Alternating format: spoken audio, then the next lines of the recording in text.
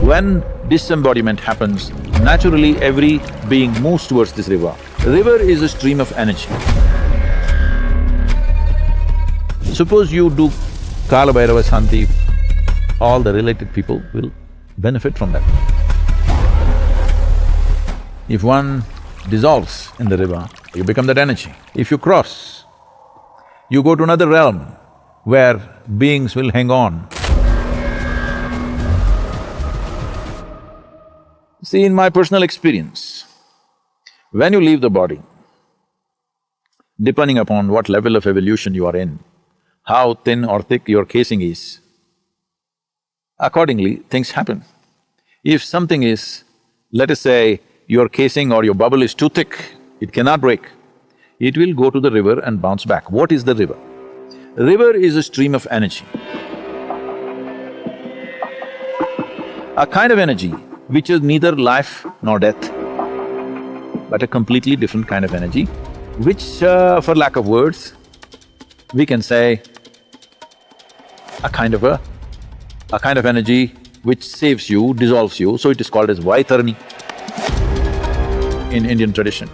Vaitarani means it is a savior, one who is good at saving you. So what is the saving?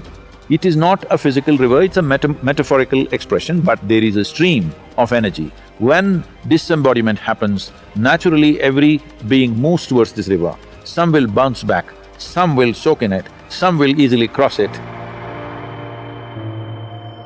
Some just dissolve right there. Well, if you bounce back, one will have a rebirth. If one dissolves in the river, you become that energy. If you cross, you go to another realm where beings will hang on. Depending upon the nature of who they are, what their qualities are, what is the dominant quality, that will play. If they're very joyful, they will become ecstatic. They're miserable, they become very miserable.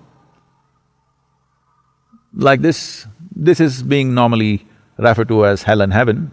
But essentially what's happened is, your quality, because you have no discriminatory mind, it gets exaggerated. So if somebody crossed the river or somebody bounced back, these two people you can help. If they have bounced back or if they've still not crossed the river, let's not say bounce back, they've still not crossed the river, now you do Kala Bhairava karma.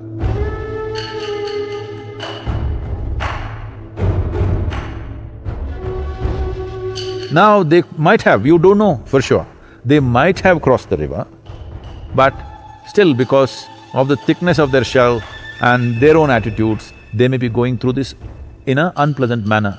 You want to bring some pleasantness, you want to bring some shanti to them. So you want to shave off one layer of their nonsense, whatever, maybe some unpleasantness will go away and pleasantness will happen. This is all the effort that you're making. If they're already pleasant, you still want to shave off one layer so that they will cease altogether. As unpleasantness is a bondage, pleasantness is also a bondage. Unfortunately, with pleasantness, people take more time to realize that it's a bondage. With unpleasantness, very easily you realize it's a bondage. So, you're trying to bring some pleasantness, but for sure you don't know. Maybe your grandfather or whoever else has already dissolved, maybe there's nothing to do. You don't know, but you still do as a duty, so that in case he needs it.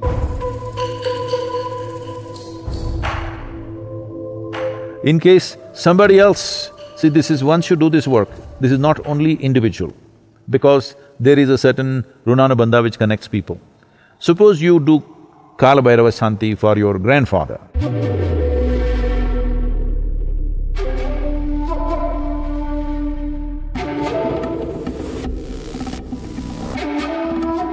But he doesn't need it, he's already gone. Now, your grandfather's brother may be there, whom you don't care about, but he may benefit. So people connected with that kind of Runanubandha may get helped, somebody else who is not even your relative may get helped. So this has been kept as a culture that you must keep doing Kala Bhairava Shanti. So Shanti is done more as a kind of an effort. If any help is needed, we want to provide that for our ancestors, for our forefathers, or our grandfathers, or fathers, or mothers, or whoever.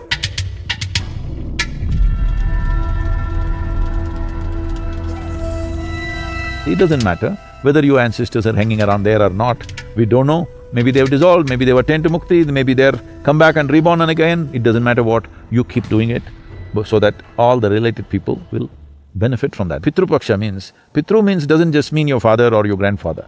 Everybody who is the source of our existence is our Pitru. So you want that to happen to all the people connected. It doesn't matter, we like them, we didn't like